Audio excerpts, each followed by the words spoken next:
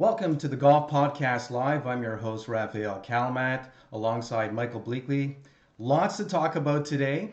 We're going to talk about top tens, what's in the headlines. We're going to go over the year. But before we get started, we have a very special guest. His name is Rob Labritz.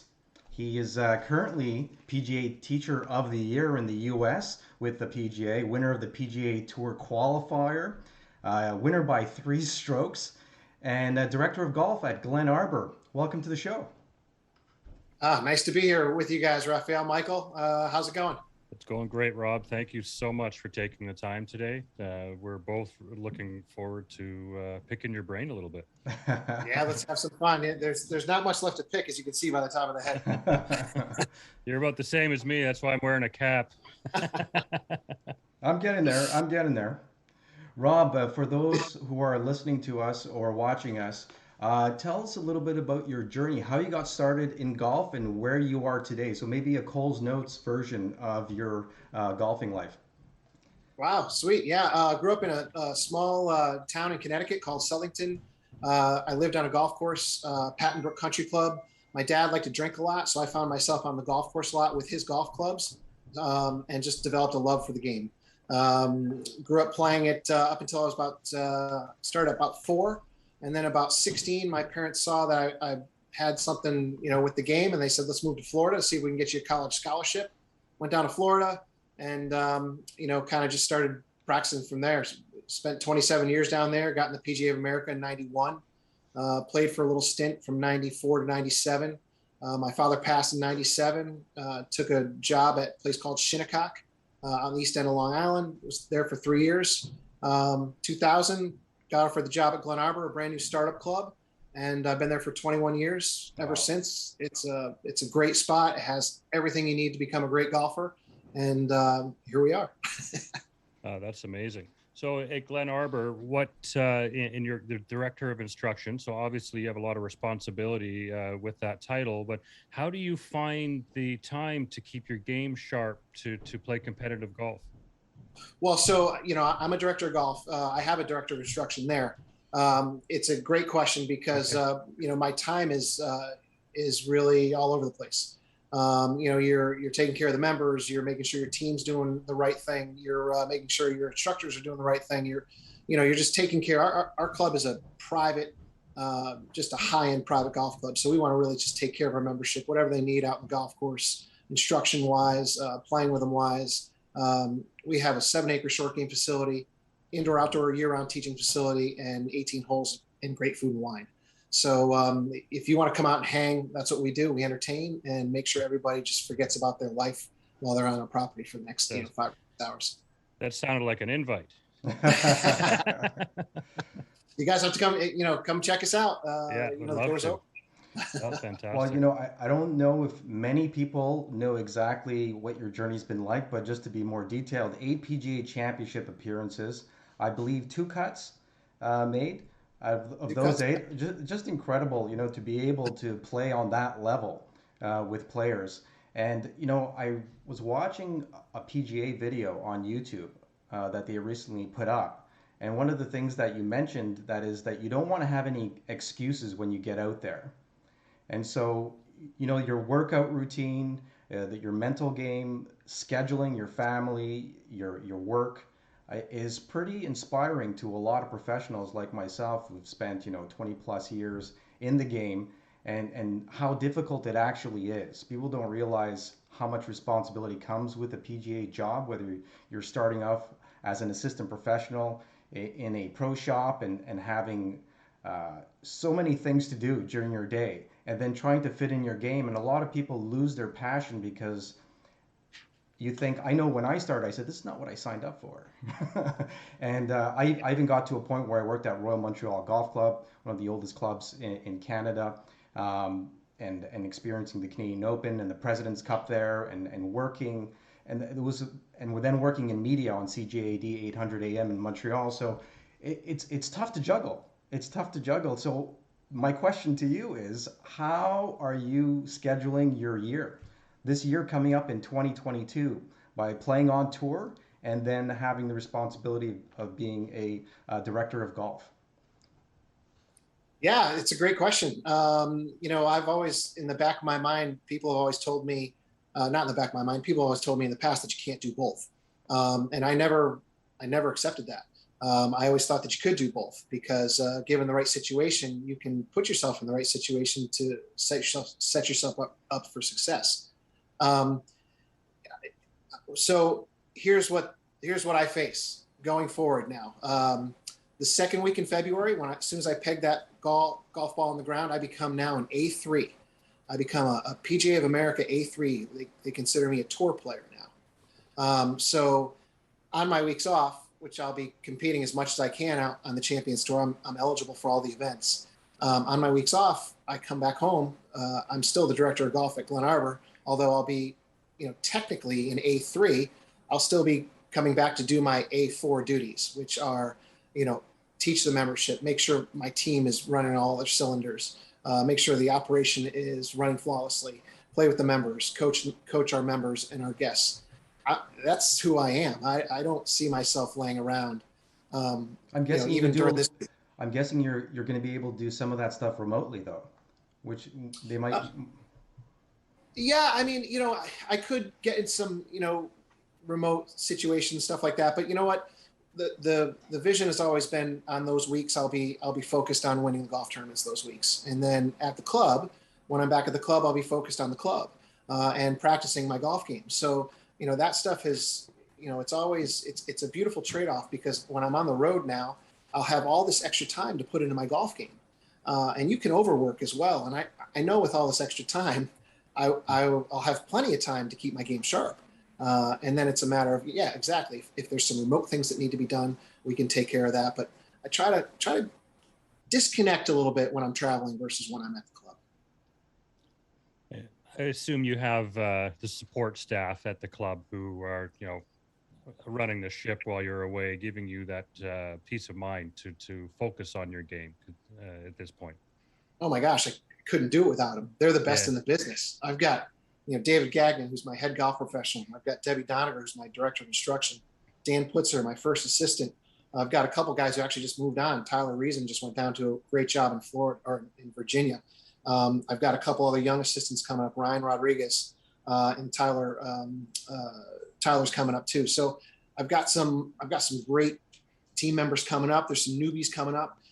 So the training process will be a little bit curved, so to speak. Yeah. But without a doubt, and the ownership. I mean, my ownership gets it. It's a great mixture. I mean, the owners must be delighted having you on the team and experiencing success like this and this new journey. They must be just thrilled to have you out there. And the members, I assume, got to be lining up to get around with you at this point. Or a lesson. Yeah. I've had a lot of lesson requests lately. Yeah. But unfortunately, I'll be traveling now a bunch of these weeks. But during the weeks that I'm back, I'm going to coach. I'm not going to coach as much as I do now, but I'll coach and make sure everybody's still getting better with their games. You're darn right. Yeah, that's amazing. So what are you working on in terms of your game at the moment in preparation for this coming year? Right now, being up in New York, I've got access to a bay and I've got access to a couple putting greens, which is nice. So yeah. I'm just hitting a lot of shots right now, just staying loose, kind of enjoying the time off, so to speak. Yeah. But I've been working a lot, this year on flighting the ball in different directions. The last year I knew Champions Tour school was coming up and I was always been a drawer of the golf ball, pretty straight, but a drawer of the golf ball. And I wanted to make sure that I could hit the ball, left to right on command and control it. So a lot of work with my coaches, Tom Wilson, Bill Davis, and especially Carl Alexander, the last few months. We've just been working on controlling the 9 different ball flights, the high cuts, the high draws, the medium cuts, the medium draws, low cuts, low draws. Worked a ton on my short game. I mean, if I'm not doing that, I'm working on my short game, which is 90% of the time. And then, visualization. I'm a big visualization guy. I like to see things happen before they do. I like to talk to the man upstairs too. Like he's got some nice vision for me too. So, it's the combination of it all, but mostly short game and ball flight. Nice, Yeah, nice. there's a lot to be learned from that. Short game is so important, and I personally love working on short game. It's one of my stronger attributes, and just I think it's the silence. You know, some headphones on, and just like you're on your own, and it's a break from the rest of the world of distraction. So no, that's amazing to hear. Speaking of which, Mike, do you remember how much we played just because we wanted to just work on short game? We used to just play pitch and putt almost every day just so we could go out there with a wedge, three balls in our pocket, and our putter. And not enough people go out and do that. I know at the beginning of the year, I loved going out there with a 7 iron, a putter, with a couple balls in my pocket, and playing from the front tees just to get my get a flow going, not thinking about all the different types of clubs you got to use, and that goes hand in hand with getting good course management, playing the course a certain way, and enjoying the game. Really enjoying the game. I've got a great question for you, Rob. Mike and I were looking online trying to find the Champions Tour schedule. It's not up, and so we're wondering, have you gotten the schedule, and do you have something lined up on where you're going to start? I do. By the way, not to jump forward, but that comment you made about going out there with one club and a couple wedges. Oh my gosh, that's the bomb diggity. You hit the nail on the head. Learning how to carve shots, play shots high low with one club, awesome. To get to the next question was the schedule. I do. I have it. I'll start the second week in February at the Chubb at Tiburon in Naples, Florida, and then it moves out to Arizona and then California. So those are the first three events I'll be playing. And I think the Chubb, the Hogue, and I'm not familiar with all the names of the tournaments yet, but I'm getting there. But I'm definitely in those first three. So when you chose your schedule, did you map out the golf courses that might suit your game, or was it more of location based and ease of travel? Like maybe walk us through how you decided which events you're going to play.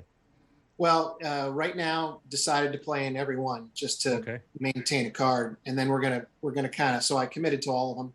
We're gonna see how the season pans out. If I have to, take myself out or whatever, see how tired I am. But yeah, I mean, when you get an opportunity like this, you have to just run with it. So everybody else has status out there, right? I mean, I have status for a year, but I've got to keep that status. Yeah. So I've got to play as many events as I can and get a feel for it. So well, you referenced Bernhard Longer and the work ethic that he displays at 64 years old, and playing every event, speaks to that, and why not? Because I've been looking at your career victories, and we're going back to 1993, right? Since you started collecting trophies, so. I suspect you're going to be. You already have the experience of winning, on different levels through the golf tournament scene. So I suspect that's going to translate well into the Champions Tour. So it's not like you're going in blind and haven't played much tournament golf. Like you've got about how many victories? 30 victories, 25 victories here. It's hard to tell here. It's a long page on your website. Yeah, thanks. Again, every year I just try to get better, and I try to keep it simple, try to make more birdies than bogeys, and kind of move on. And if you have a decent golf game where if you miss a green and you have a good short game, you can chip it close. If you're a good putter, you can knock it in the hole. So you really shouldn't have any, excuses. It should just be kind of down the middle, hit it on the green and knock it in the hole. If you keep yourself, your body in good shape and keep it simple and not let the crazy thoughts kind of get in. And crazy thoughts get in there. Listen, I haven't always been this way. There's years where crazy thoughts have been in there, and then you just realize one day you wake up and you're like, wait a minute, that just doesn't seem logical to me. Why would I even talk to myself that way, or whatever you do? And the more positive self-talk you can give to yourself and stay away from all those negatives. The negatives are what brings you down. So just sometimes you got to go back to when you were a kid and how you used to just kind of visualize the shot and just play it. I almost want to give Charlie Woods a call and ask him how he did it at 12 years old at the PNC. It was pretty incredible to watch him play. What's your take on the PNC and the growth of the game and seeing the parent-child event? Oh man, I mean, it's awesome. It's like seeing, you get to see the little mini-me's out there. I mean, obviously you watch Tiger and Charlie, and you're like, whoa, he's a spitting image of his dad. It's great to see the swing. It's great to see the swagger, the chucking the ball mark back to his dad. Really cool. Yeah. And then, the dailies. I mean, here you got grip it and rip it attitudes out there, which is just awesome.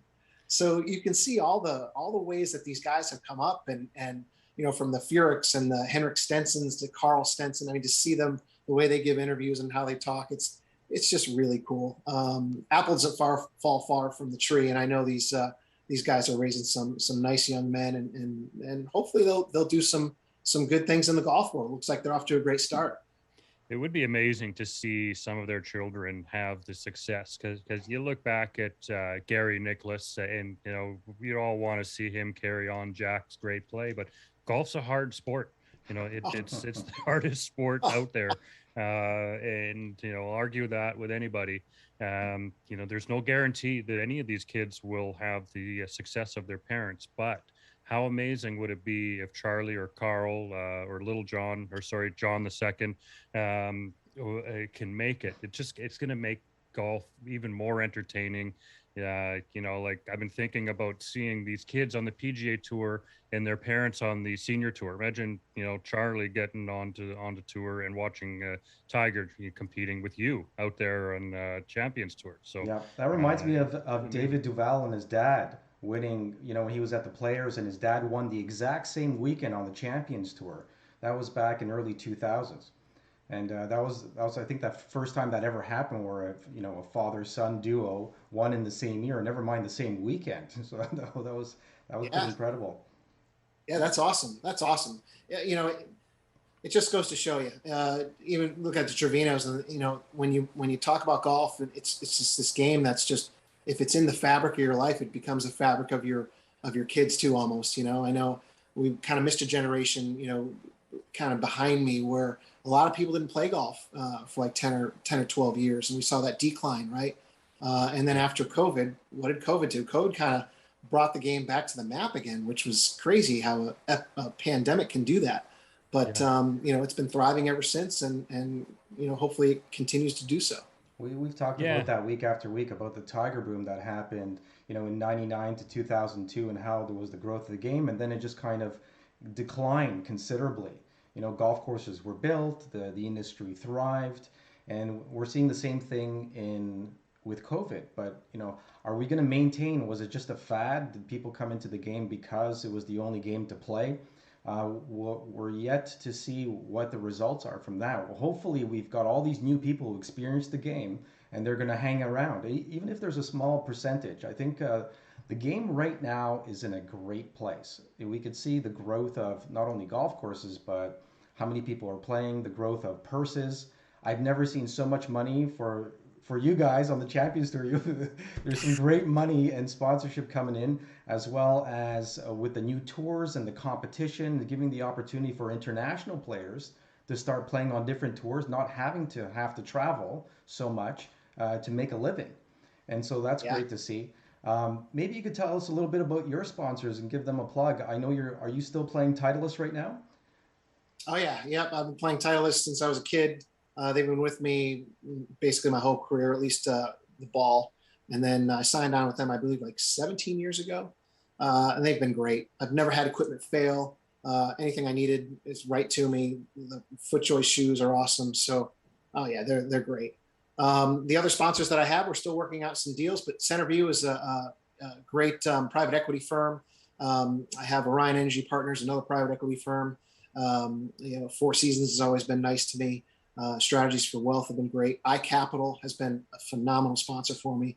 And of course, GlenArbor Golf Club has been just awesome. And a very good friend of mine, Nick Liapanoff from Strategies from Wealth.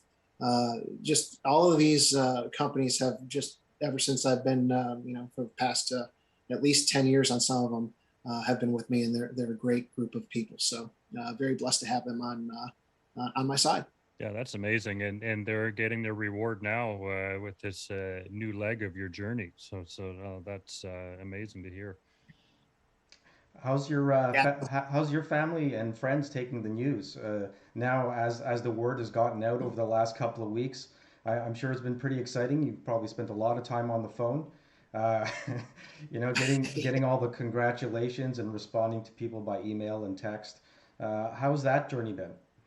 Yeah, it's been it's an ongoing journey right now. As a matter of fact, before I got on the podcast with you, I did another show, but in between that, I think I answered about 20 or 30 emails. I'm still trying to catch up to them, and let alone social media.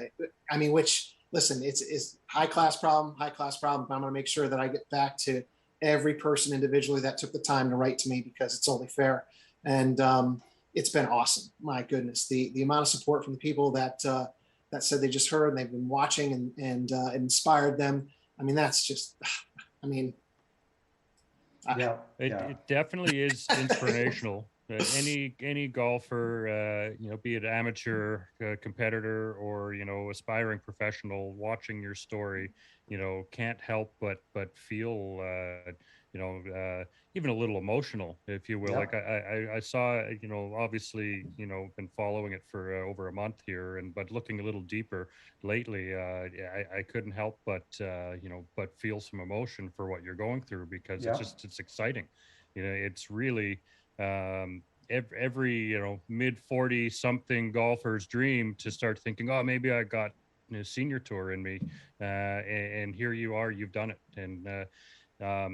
And like I mentioned earlier, like we're talking back in competitive golf into the 90s, and so there must have been a lot of other qualifiers that you've gone through in your time, and as we know, golf is a very hard game. So we're going to eat humble pie more than we taste success. oh So yeah.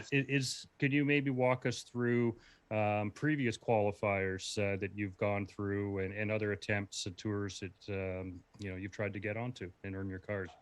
Yeah, I tried to get on the PGA Tour a few times. I think I went to Q School 4 or 5 times. Yeah. I've made it to second stage maybe 2 or 3 of those times, and never made it to finals.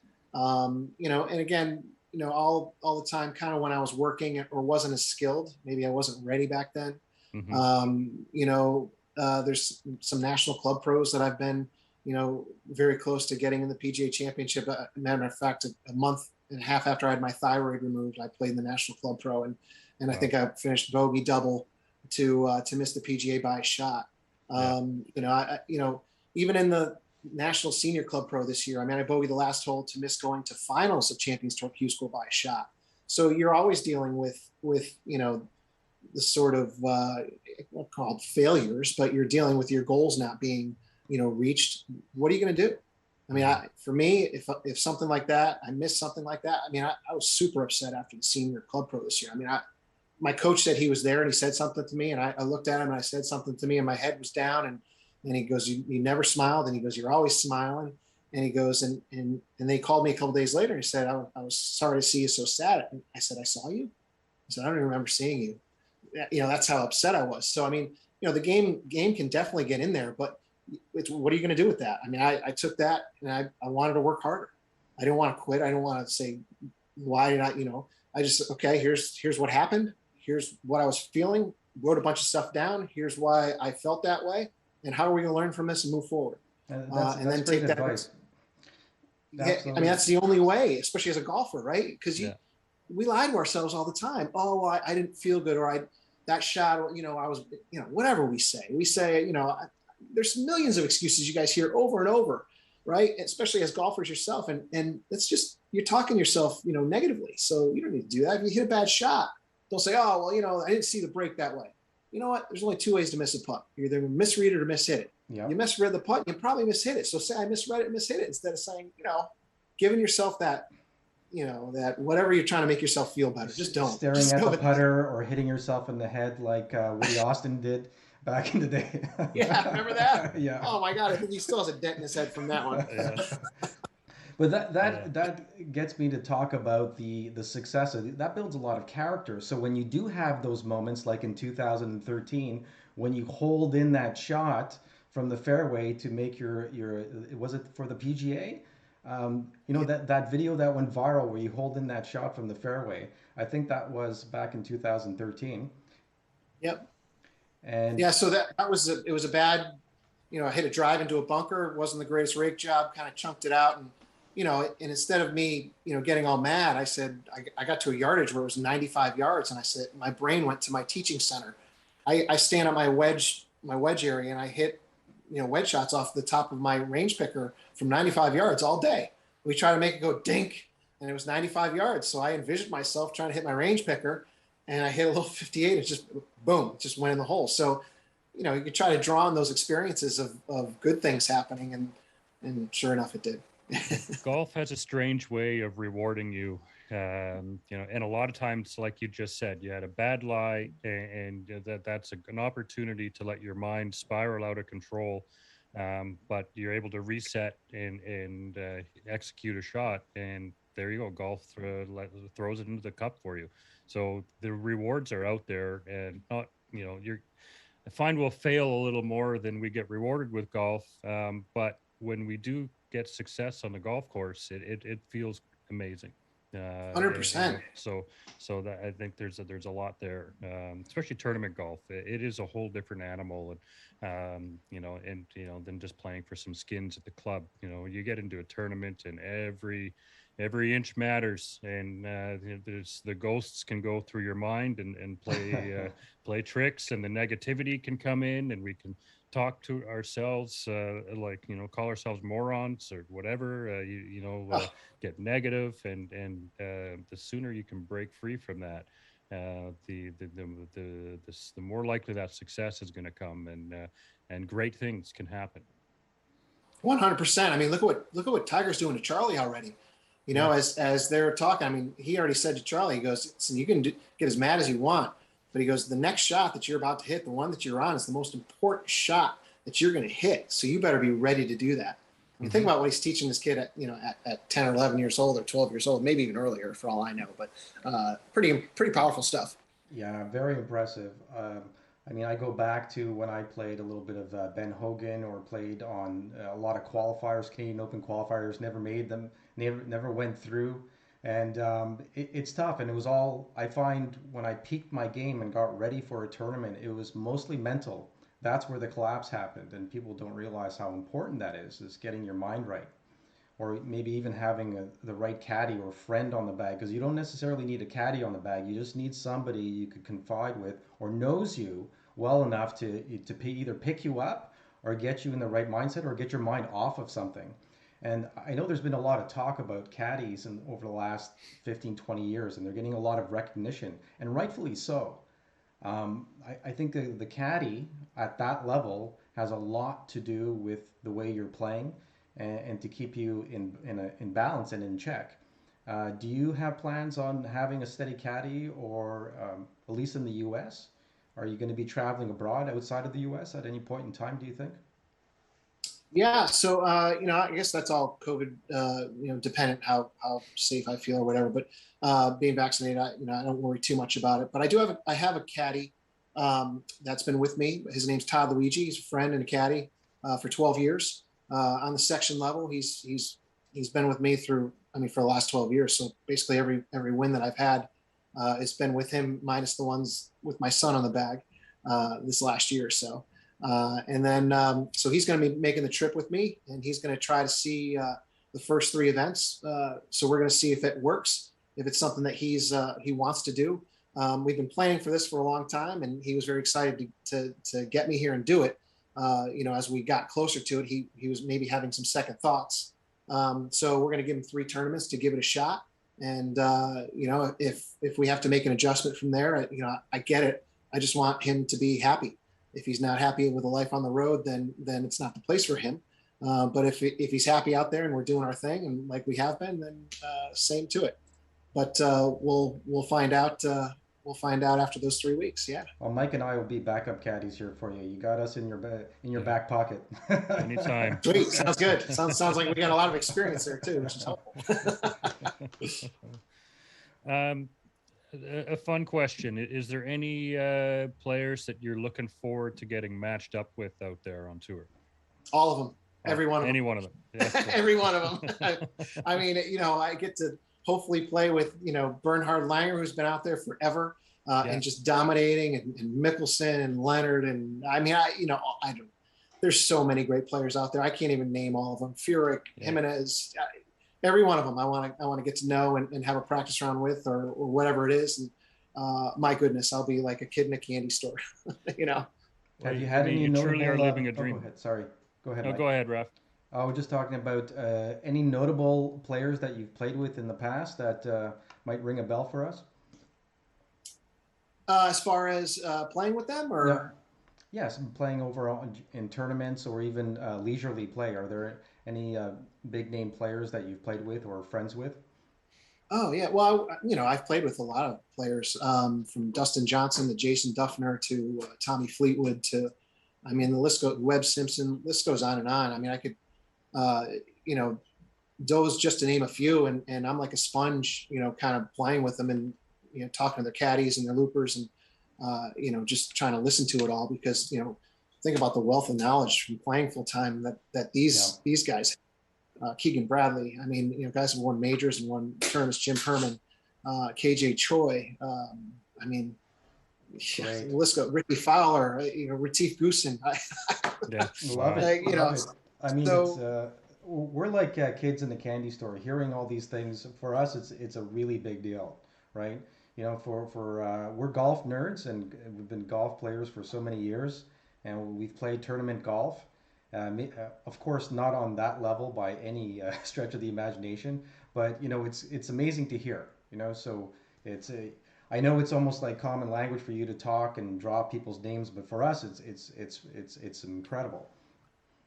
yeah, no, and I'm not really, kind of like I try not, I just, people you cross or people, whoever, you meet in your lives. It's just great to, if they're masters of the crafts, like I've been able to, it's been kind of cool, to get to know these guys.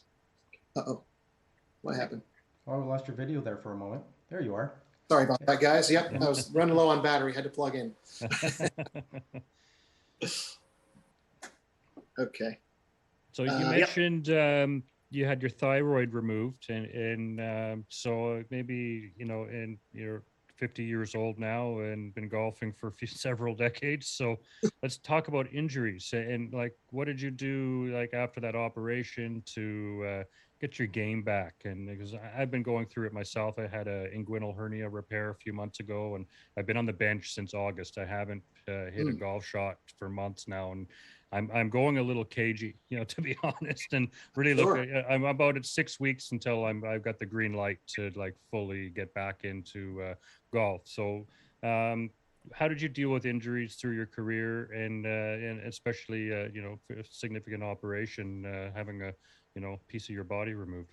Um, Yeah, no, that's a great question. Sorry to hear about your problem there, and just listen to your doctor. Just and whatever mhm. he says, just do. I can start there, but I've had a few. Thyroid was the scariest.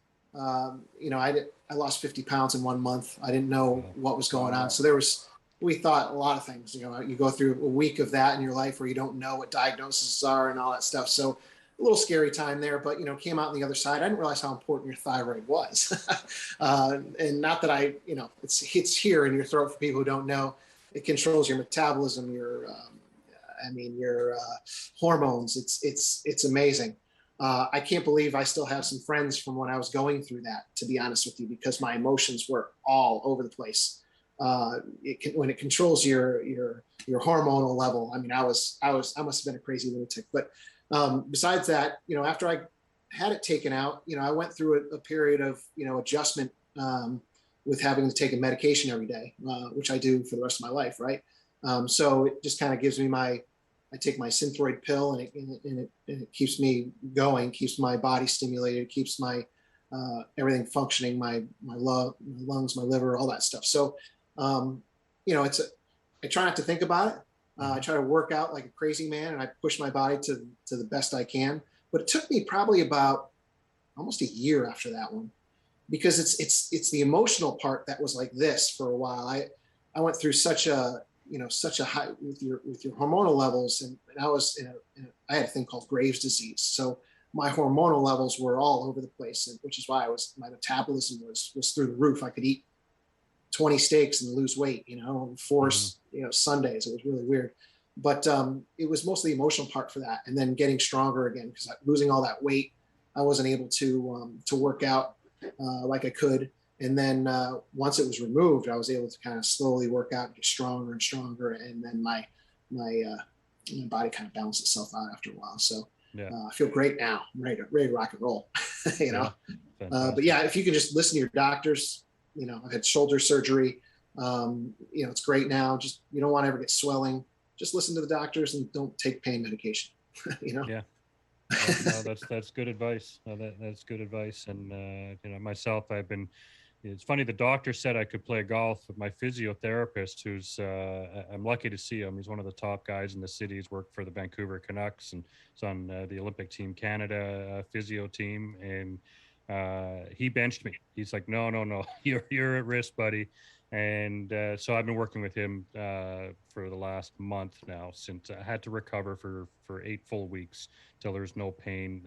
It was open surgery, so they cut open my lower abdominal wall and then ripped it open and went down and patched me. So it was quite invasive. And I thought I'd be back on the course in 3 or 4 weeks. And I was I feel the same way, terribly Rob. mistaken. Oh man, Rafael. It was like the first I had time a he told me, C-section. yeah. So, but hey guys, all we need to do is look at Tiger, think about the 6 operations he's had. He's won tournaments on a broken leg.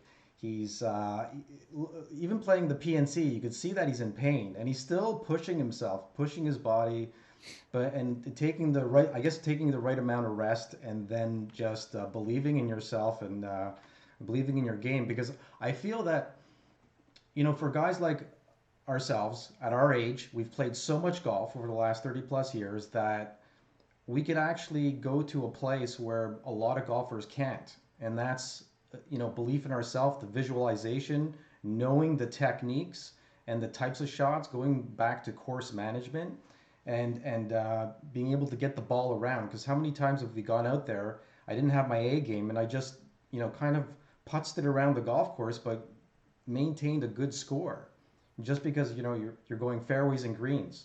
You're not going for it. You're not going for that crazy shot. You just sometimes you got to keep it low or keep it high, whatever's working on the day. So yeah, I love seeing people coming back from adversity. So that's a great story. It's a great story. Thanks for sharing, guys. Yeah, I mean, to see Tiger hitting 300-yard drives on what he just went through 6 months ago or whatever it is. I mean, that was incredible. Yeah. It was incredible. Absolutely, and really, we're lucky that Tiger's still here. Like that car crash, could have went a different way, and would have been terrible. But here he is, and I did think of Tiger when I was lying in my bedroom for 4 weeks and in severe pain. I'm like, well, he's gone through umpteen operations throughout all the different injuries he's had. So if he can do it, then you just got to keep my mind in the right place, because you tend to get in a dark spot.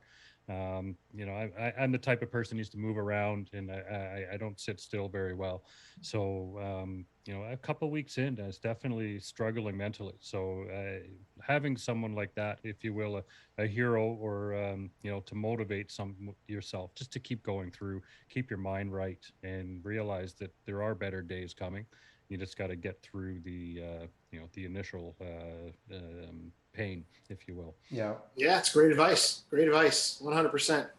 I'm looking at predictions for the following year. A lot of people are trying to predict on when he's going to come back and when he's going to play.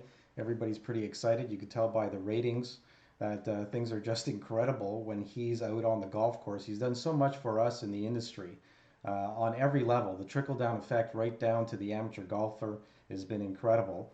And so some people are saying he's going to come back at the Masters. Next year, we're celebrating 150 years over at St. Andrews, his favorite golf course. We got the PGA as well as the U.S. Open over at the is that the Country Club this year? I believe so. Yeah, Yeah. in Boston. So a lot of exciting stuff happening. What do you guys think? Is he going to come back?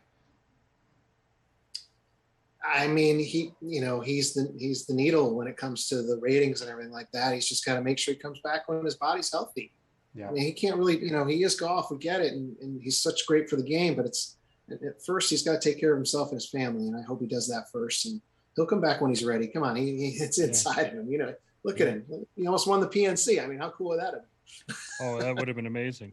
And we all know the the level of competitor he is, and no one wants to get back on the course more than he does. And we all want to see him, but he needs to be able to walk for the whole week. Not Yeah. just the competitive rounds. He needs to be able to walk around in the practice rounds, and so I think that's going to be the barometer. Is his the ability to move around and to practice at the level he needs to, because we all know he grinds it out on the range. So when will he be at that point? And it'd be amazing if he comes back for the Masters. What a story! But I wouldn't rule it out. I'll even be willing to predict that we see him at the Masters, because that's 4 months Yeah. away. He's a lot of time. We know he's probably got some really good trainers that he's working Well, with. he's And way ahead, you know, Mike. He's way ahead of where everybody actually thought he was. Because when 100%. we were at his tournament in Bahamas, and we saw him hitting balls on the back of the range and hitting shots, people thought, oh, well, it's a lot further ahead. But I think the release of his swing the week before, and then I don't think he wanted to take away from his tournament. So the spotlight wouldn't be on him, because that's what happened leading up to the PNC. So he's got a good team on board of kind of laying everything out at the right timelines. And I think he's way ahead of where everybody thought he was. Now it's just a matter of endurance and the walking, because it looks like the game's almost there. The distance is certainly there.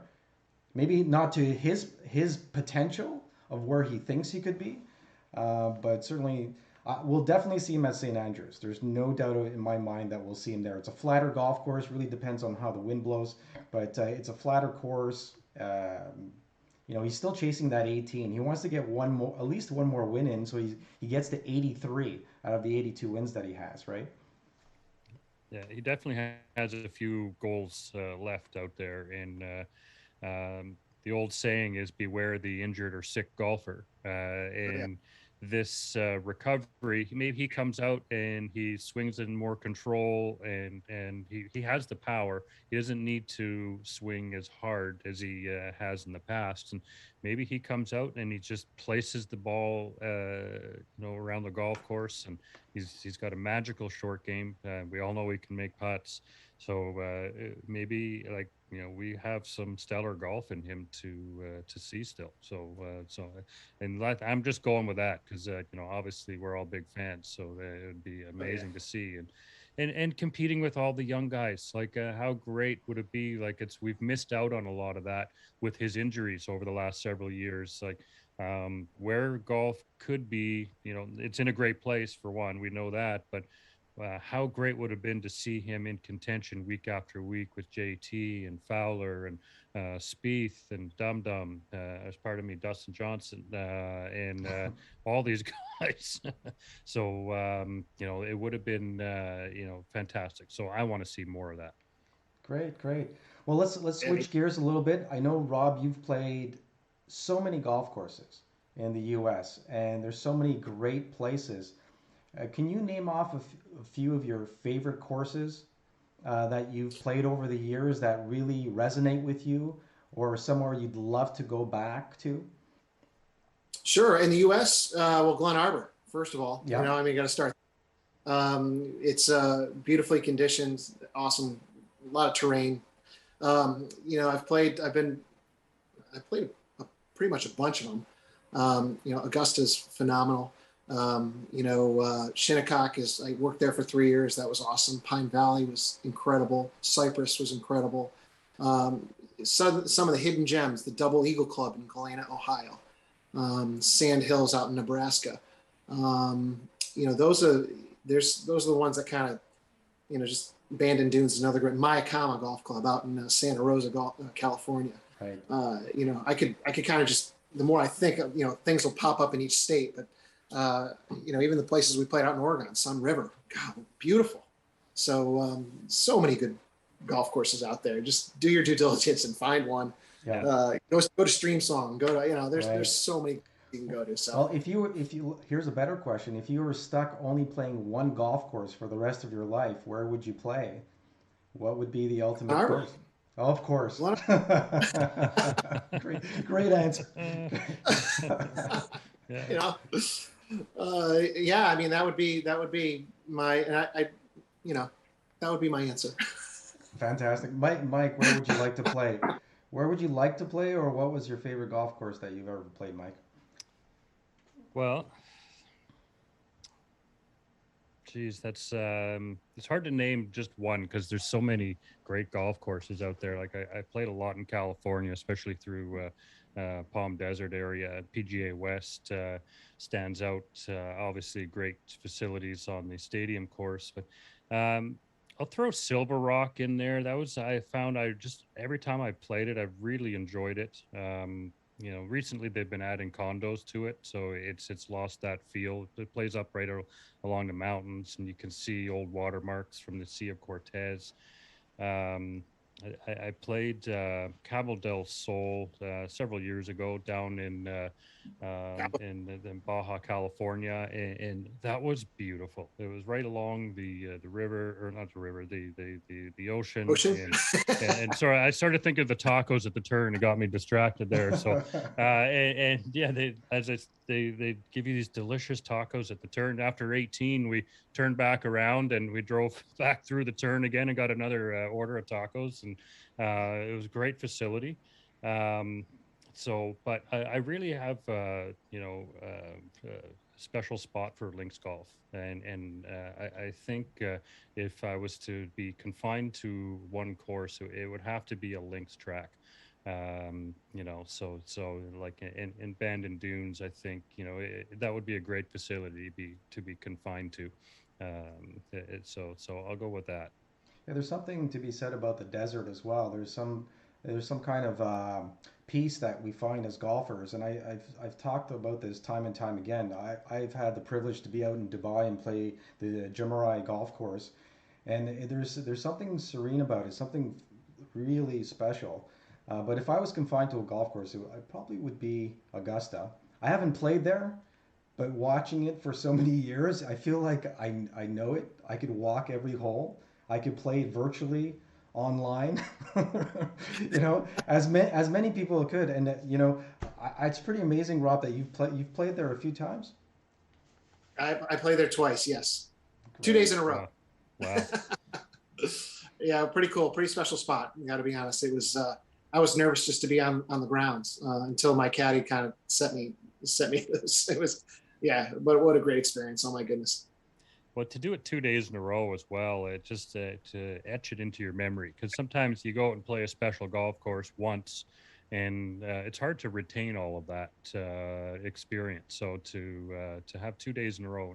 Now, did you have the same caddy each day, I or did. I did you? had the same looper each day, and we had a great meal and stayed in Yeah. cabins there. It was pretty special. Did the par three, Hmm. so you got the full experience there, which is wow, what a great experience that Oh, is. amazing, amazing. Well, Rob, it's been an amazing journey for you. We're all watching and pulling for you. Um, I, I don't know if you know the magnitude of what you accomplished and how it's hit a chord, not only in the golfing community but in the sports community. So congratulations once again. It's a great accomplishment. We're gonna look forward to your season. We're gonna be rooting for you, and Absolutely.